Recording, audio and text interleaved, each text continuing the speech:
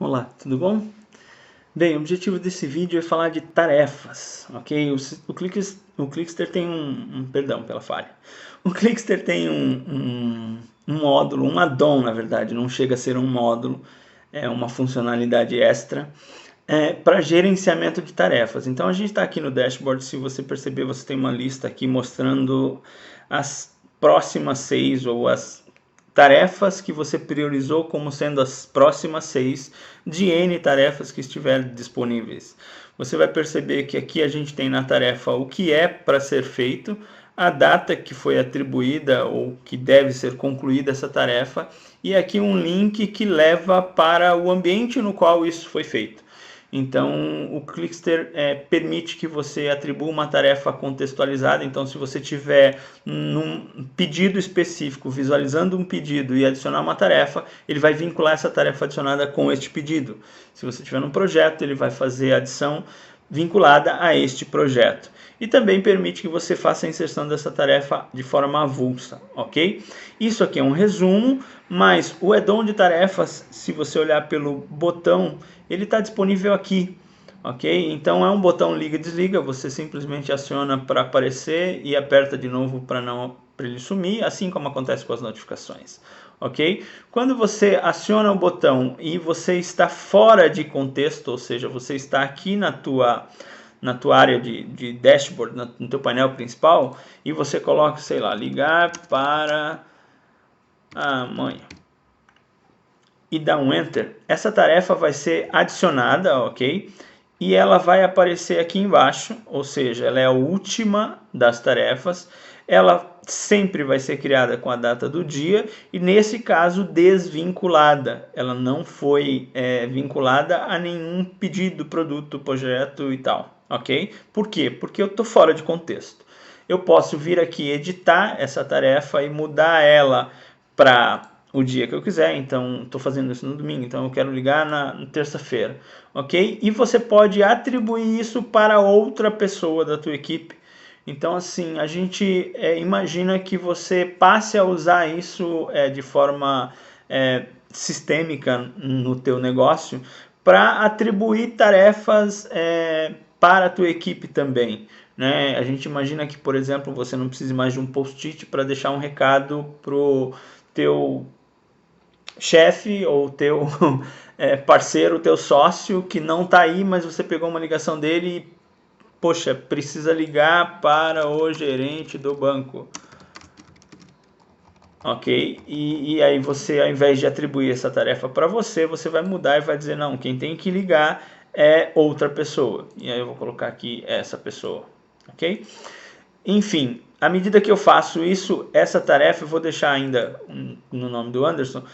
Na medida que eu mudo isso, ele vai atualizar essa informação. Então ele mudou aqui, eu estava editando, ok? Eu posso vir aqui deletar e eu posso priorizar essa minha tarefa baseado na importância dela. Então nesse caso eu vou colocar ela aqui em segundo lugar, ok? À medida que eu faço isso, eu tenho aqui no meu banco de tarefas ou na minha lista, no meu to-do, essa ligação. Se eu definir que não sou eu que vou fazer, eu simplesmente vou pegar ela e vou mudar e vou passar para outra pessoa. Quando eu atribuo ela para outra pessoa, você vai perceber que ela some daqui, ok? Não é que ela desapareceu, ela simplesmente foi atribuída para outra pessoa e aí se você olhar ela vai estar nas tarefas de outro usuário, só que ela não aparece para ti, tá?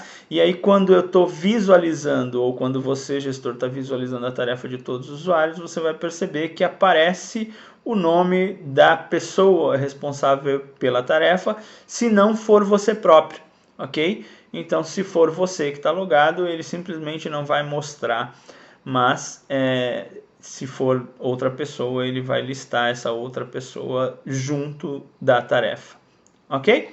Então, esse é o jeito manual de lidar com as tarefas. Eu vou só dar mais um exemplo. Se eu tiver, por exemplo, aqui no pedido, estou aqui visualizando um pedido ou fazendo a gestão de um pedido que já foi concluído, mas eventualmente estou vendo que o pedido... Vou pegar um pedido em aberto, tá? Estou vendo um pedido em aberto que eu não consegui concluir ele ainda porque o cliente não assinou o contrato. Ok? Eu consigo vir aqui e atribuir uma tarefa dizendo cobrar a assinatura do contrato.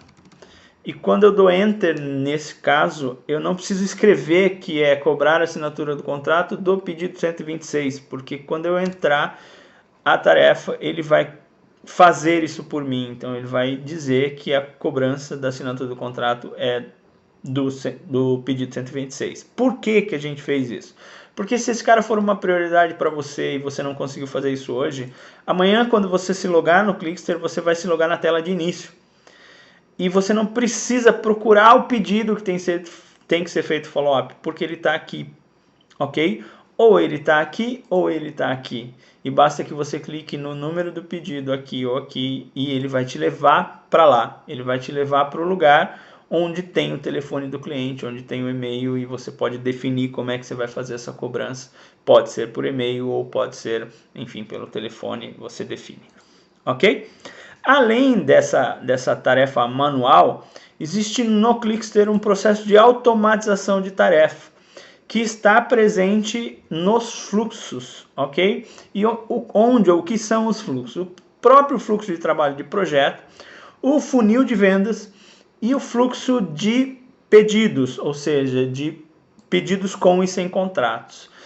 Quando você clica em administrador configurações, você vai encontrar essas três possibilidades aqui. A primeira no fluxo de trabalho. Quando você define um fluxo de trabalho, qualquer que seja ele, você vai perceber que você consegue, nas etapas, definir na coluna de tarefas quais são as micro tarefas dessa etapa. E aí funciona da seguinte forma. Quando você vem aqui e, por exemplo, fazer provas é uma etapa, e aí você vai colocar revelar no Lightroom, triar as 200 melhores, estou chutando isso aqui, tá? Montar galeria. Essas são micro tarefas que vão ser disparadas quando você, na gestão do teu projeto, mudar da fase 2 para a fase 3, ok? Então, o que acontece é que a gente está falando de um fluxo de projeto. Quando você estiver nessa etapa, gerindo um projeto e passar isso para a segunda fase, no fluxo Álbuns Livro 2, ele vai automaticamente gerar essas três tarefas para você. Você não precisa fazer a geração. A mesma coisa acontece no funil de vendas, quando você vem aqui e define que a gente tem aqui no funil padrão a etapa de qualificação. Então, dentro da etapa de qualificação pode ter, por exemplo, coletar dados do evento, ensaio, necessidade do cliente. Eu vou colocar específicas, tá? Do cliente, verificar quem vai participar do ensaio. Enfim, só para dar alguns exemplos.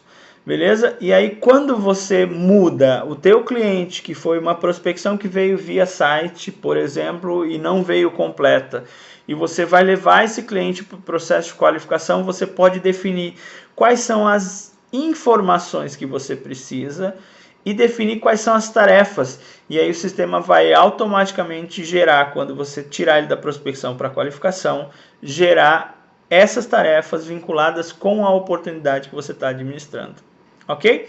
Mesma coisa para pedidos aqui. Quando a gente olha pedido, a gente tem duas possibilidades. A gente finalizar um pedido ou abrir um pedido que tem um contrato ou um pedido que não tem um contrato. E você poderia até ter outros tipos de pedidos se você quiser adicionar. As etapas de um pedido com contrato, por exemplo, podem ser enviar a cobrança, emitir o contrato, assinar esse contrato e reconhecer que o sinal foi pago, ok? Essas tarefas, elas são geradas automaticamente quando você cria um pedido. E você pode definir, revisar se elas vão ficar ou não, se são duas ou não. enfim, se são 4 e tal, você vai perceber que, por exemplo, aqui eu tenho coisas relacionadas ao contrato, mas no fluxo simples não tem contrato, ok? Tem só a emissão do pedido e a emissão da cobrança, enfim, do que foi negociado com o teu cliente. Tá. Eu vou criar uma nova oportunidade para dar um exemplo para vocês. Então, vou criar uma oportunidade aqui no funil. Então, o nome da oportunidade, casamento Josefa. Ok, vou definir que é um casamento. A Josefa não existe. Se ela não existir, eu venho aqui e clico em adicionar. Se ela já existir, eu vou pegar um cliente que eu sei que já existe, que é teste nosso aqui. Mas enfim, eu vou colocar ele aqui e vou salvar. Essa oportunidade está sendo inserida, dá para ver aqui no painel da tua conta que o sistema está tratando essa oportunidade agora. E você vai perceber que ela vai ser adicionada aqui nessa fase de prospecção. Ok, agora a oportunidade está gerada. À medida que eu clique aqui, a gente vai perceber que eu tenho as informações, mas o processo de qualificação não está finalizado. Eu não sei as informações em relação a esse casamento, ok? Então, à medida que eu leve esse lead para o meu processo de qualificação, o sistema automaticamente vai gerar 2 tarefas, nesse caso, que é o que está no modelo.